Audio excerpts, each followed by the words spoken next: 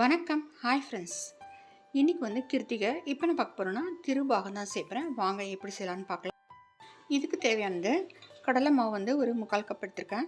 1 cup வந்து sugar எடுத்திருக்கேன். 1 cup வந்து மில்க் எடுத்திருக்கேன். அதுக்கப்புறம் ஒரு 3-4 ஏலக்காய், சாஃப்ரான் வந்து வேணும்னா எடுத்துக்கலாம். தேவையான கீ.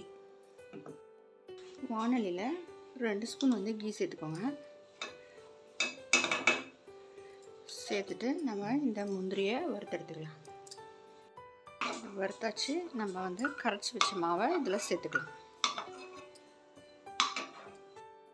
கடலை மாவை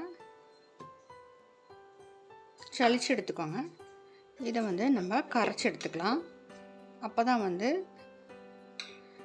கட்டிகள் ஆகாமல் இருக்கும்.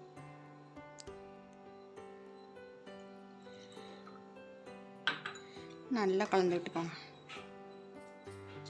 கட்டிகள் இல்லாமல். இந்த கரைச்ச மாவை இதில் விட்டுட்டு நல்லா கலந்து விட்டுட்டே இருங்க.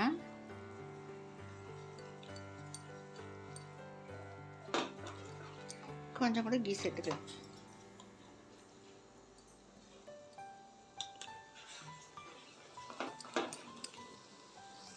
அப்புறம் சுகரை இதிலே ஆட் பண்ணிக்கலாம்.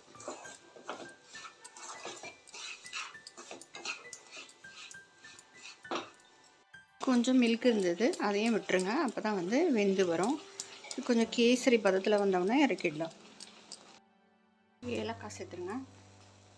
சாஃப்ரான் சேர்த்துடலாம். கொஞ்சம் நெய் சேர்த்துக்கலாம்.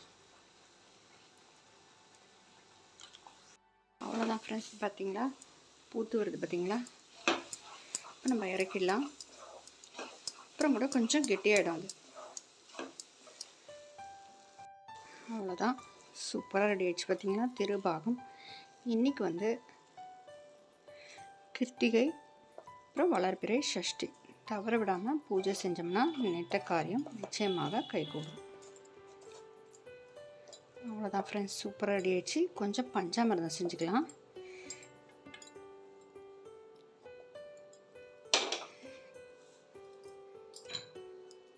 இதில் வந்து முந்திரி சேர்த்துக்கலாம்.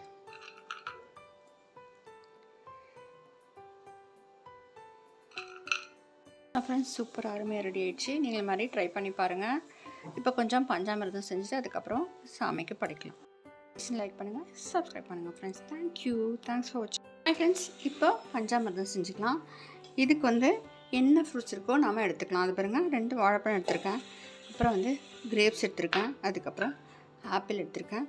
ஆனால் வந்து வாழைப்பழம் வந்து கண்டிப்பாக எடுத்துக்கணும். அதுக்கப்புறமா வந்து டேட்ஸு, கொஞ்சம் கல்கண்டு, டைமண்ட் கல்கண்டு, அப்புறம் ஹனி, தேன், அதுக்கப்புறமா கொஞ்சம் முந்திரி, ஏலக்காய், 1 ஸ்பூன் வந்து சேர்த்துக்கலாம். லாஸ்ட்டாக கீ, அதுக்கப்புறமா வந்து நாட்டு சர்க்கரை சேர்க்கலாம். அப்படி இல்லைன்னா நாம் வந்து வெல்லம் கூட சேர்த்துக்கலாம். இப்போ இந்த ஃப்ரூட்ஸ் எல்லாம் கட் பண்ணியாச்சு. நீங்கள் வந்து நல்லா மேஷ் பண்ணி எடுத்துக்கணும். மேஷர் வச்சு இந்த வாழைப்பழத்தை ஃபஸ்ட்டு மேஷ் பண்ணி எடுத்துக்கலாம். நாட்டு சர்க்கரையை ஒரு 3 ஸ்பூன் அளவுக்கு சேர்த்துருங்க. சேர்த்துட்டு இதே நல்லா மேஷ் பண்ணி எடுத்துகிட்டு சின்ன சின்னதாக கட் பண்ணி வச்சா டேட்ஸை சேர்த்துருவோம்.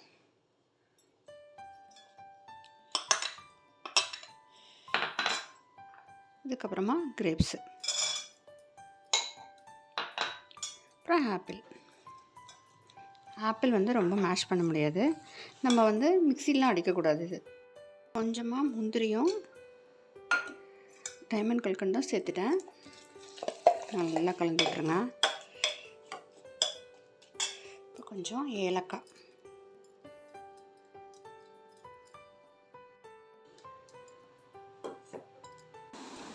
ஃப்ரெண்ட்ஸ், தூபதி வந்து ஒரு 1/2 ஸ்பூன் சேர்த்துக்கலாம். ஃப்ரெண்ட்ஸ், சூப்பராக அருமையாக பஞ்சாமிர்தம் ரெடி. ஷேர் பண்ணுங்கள், மறக்காமல் சப்ஸ்கிரைப் பண்ணுங்கள் ஃப்ரெண்ட்ஸ். தேங்க்ஸ் ஃபார் வாட்சிங்.